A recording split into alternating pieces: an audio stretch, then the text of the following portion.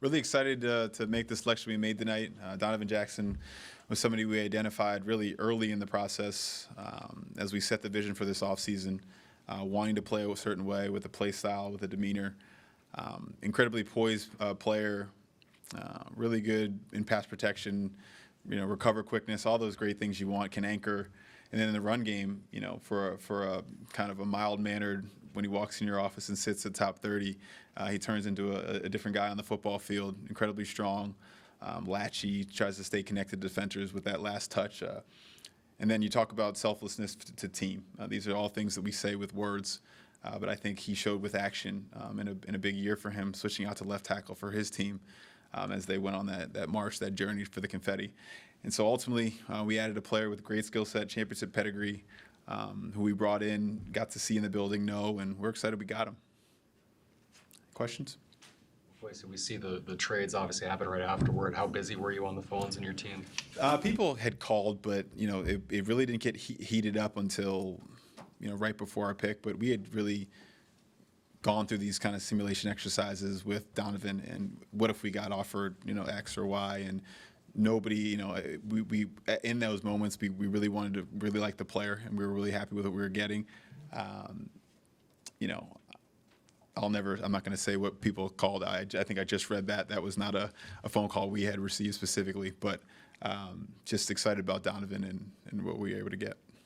Did you expect him to be there, and did you expect to pick him, or is the way everything developed a little bit of a surprise, just the nature of picking 24? Yeah, to your point, it's the nature of picking 24, and we hope we're always picking, somewhere back here, and you have those tense moments because it means you had a good football season the year before. But you can't control what happens before you, and ultimately you just got to identify players that fit your team, fit your wants, how you want to play. And he was somebody that we identified, and we were really excited to have. We knew it would be close.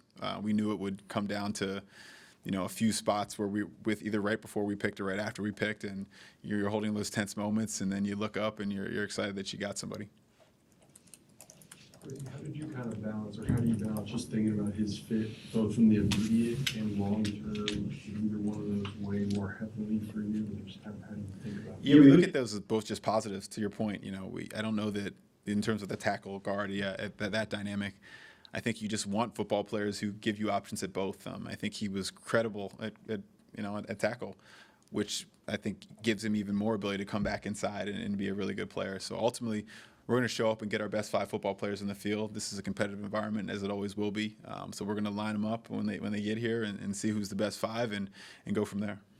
You guys did not keep it a secret that you wanted to improve the interior of the offensive line, but did you imagine, was it realistic to think you would hit on 3 guys like this?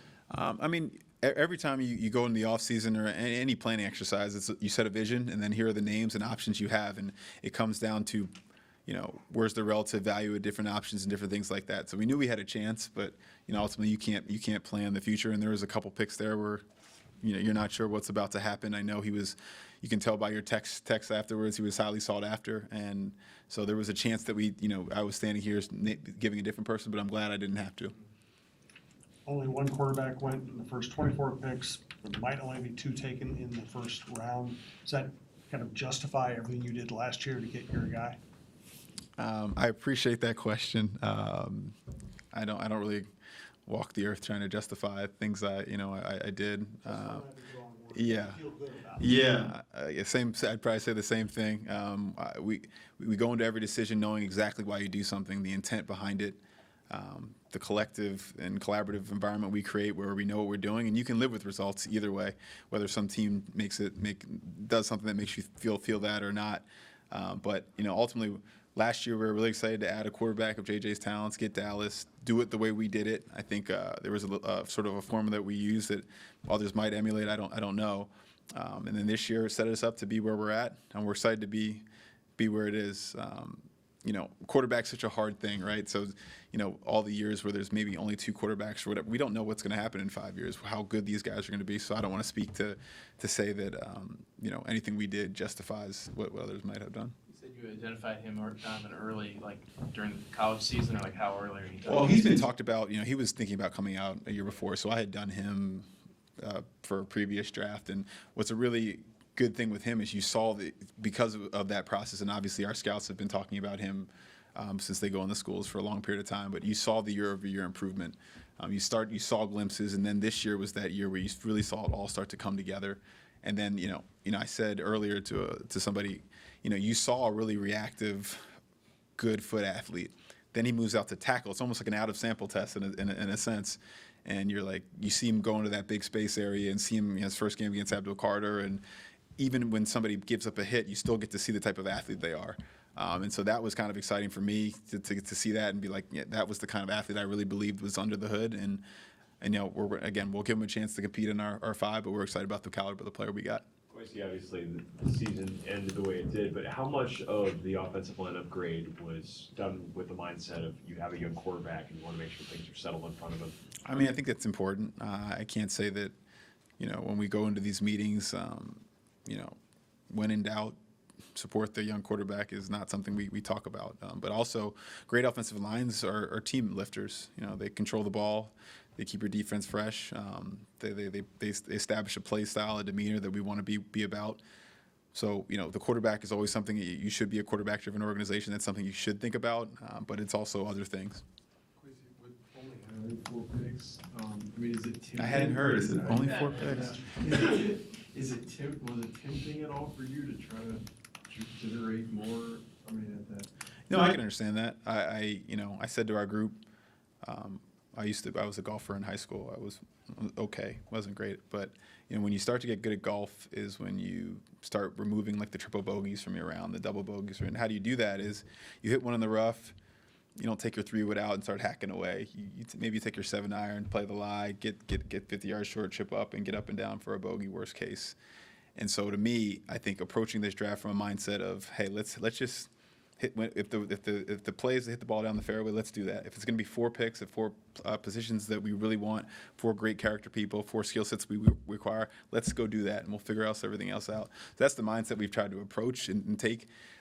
Whether other things happen later down the line, but we've kind of just gone from the let's whatever the course is kind of asking us to hit, we're going to hit that club out of the bag and see what happens.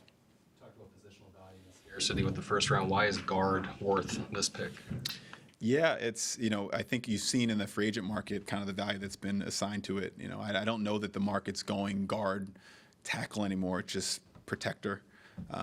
These guys, they're bringing their more athletic guys to rush you on the interior, that the interior guys are getting more athletic. So in theory, the other guys should be getting more athletic and more skilled as well as that market goes up. So I think that's a part of it. And again, same thing with, I think, football moves in these cycles like, pleated pants and flat fronts. It's now the run game's cool again, right? And so we're going back to it and getting the foundation, the roots of the run game.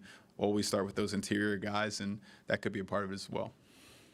Basically, your 4th draft doing this, does it get any easier, or you get more comfortable, or is it always just really stressful?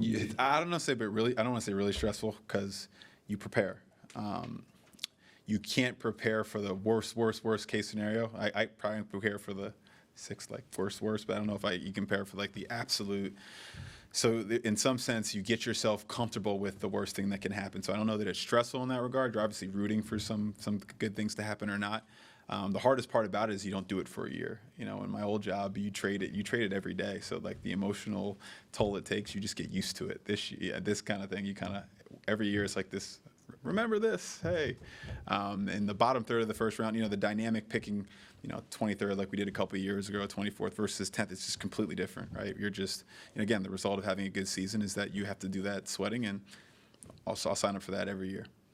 Just what is your feeling when you see a couple guards go in the middle of Yeah. the draft, and like how do you kind of process that as you're hoping that Yeah. happens? Hope is not a strategy, I like to say. So we were kind of prepared for it. There was kind of a gauntlet of teams that maybe needed them. And if you think about free agency, the markets that got bid up, there's teams that didn't get the player, right? So you have to assume that those are teams that might be in it for these guys. And we knew that, and there was good players in that his class. But ultimately, we were really excited that, we thought Donovan would be there at this pick level. We weren't sure, but we thought we'd have a good shot kind of right at this level. We're excited at the player we got. Thanks, everybody. Thank you, guys.